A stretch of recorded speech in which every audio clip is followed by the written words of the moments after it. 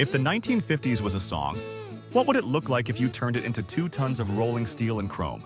In an era defined by the raw electricity of Sun Records and the rebellion of the Memphis sound, there was one machine that captured the spirit of American optimism better than any other.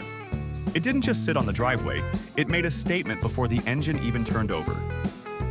We're talking about the heavyweight champion of the boulevard, the ultimate symbol of the post-war dream, and the undisputed king of the malt shop parking lot.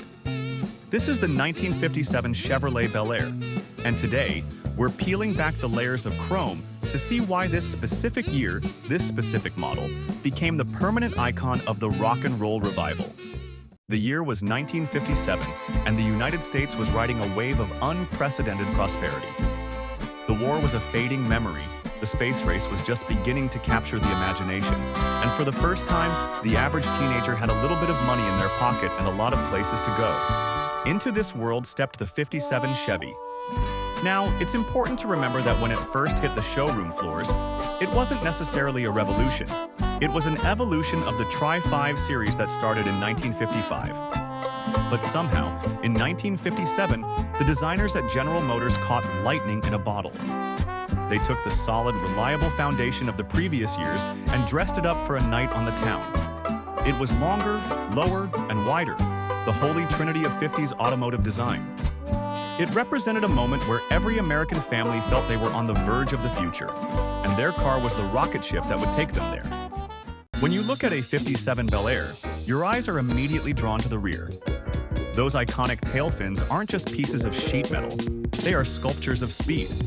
While other manufacturers were going for massive, towering fins that looked like they belonged on a B-52 bomber, Chevy kept theirs sharp, pointed, and perfectly integrated into the body line. Then there's the chrome. In the 1950s, chrome was the ultimate sign of status. The Bel Air trim featured a massive front bumper that looked like a silver grin, and the famous gold package gave the car a touch of luxury that felt like a reward for hard work. The gold anodized mesh grille and the matching chevrons on the fenders told the world you weren't just driving a Chevy, you were driving the top of the line.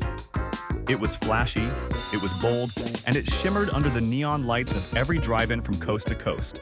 But the 1957 Bel Air wasn't just a pretty face. Beneath that massive, hood-speared bonnet beat the heart of a true beast. This was the year Chevrolet introduced the 283 cubic inch V8. In its top-tier configuration, equipped with Rochester Ramjet continuous fuel injection, it produced 1 horsepower for every cubic inch of displacement. That was a milestone that had the racing world shaking. It turned this stylish family cruiser into a street-legal terror. This duality is exactly why the car became a staple of rock and roll iconography. Think about the movies and the music videos that define our memory of the 50s. Whether it's a high school rebel leaning against a fender or a pinup girl posing on the hood, the 57 Chevy is almost always there. It became a shorthand for cool. In the drive-in culture of the late 50s, your car was your living room, your social club, and your identity. The Bel Air, with its wide bench seats and sophisticated dashboard, was the perfect stage for the drama of teenage life. It was the backdrop for first dates, late-night races, and the discovery of a new kind of music that the older generation just didn't understand. When Elvis Presley or Buddy Holly blasted through the radio, the car felt like it was part of the band. The rhythm section made of pistons and valves. The cultural impact of the 57 Chevy didn't end when the 1960s rolled around. If anything, its legend only grew. While other cars from the era were scrapped or forgotten, the 57 Bel Air became the holy grail for collectors. In the modern rockabilly festivals of today, from Viva Las Vegas to the local weekend cruise-in, the 57 is still the star of the show. Walk through any restoration shop specializing in vintage iron, and you'll see craftsmen painstakingly hammering out those signature fins and polishing that legendary chrome back to a mirror finish. It's a car that refuses to die because it represents a feeling we aren't ready to let go of. A feeling of limitless potential and unapologetic style. It's the mechanical equivalent of a leather jacket and a perfect pompadour. It never goes out of fashion. As we look at the gleaming lines of the Bel Air, we see more than just a car. We see the intersection of art, engineering, and a booming youth culture that changed the world. It was the dream machine for a generation that wanted to go faster and look better doing it.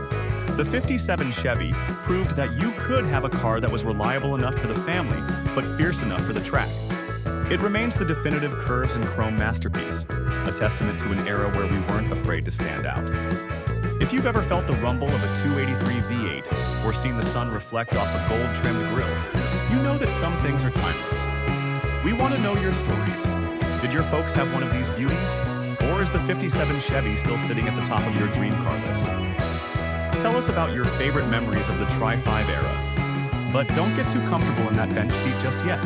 Next time, we're trading 4 wheels for 2 and the smell of car upholstery for the scent of hot oil and leather. We're heading out onto the highway to explore the rise of a different kind of legend. We're looking at the post-war boom of the heavy cruisers and the mechanical thump that defined a new kind of freedom.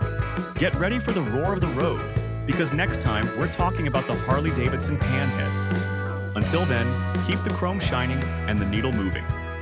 This is Revival.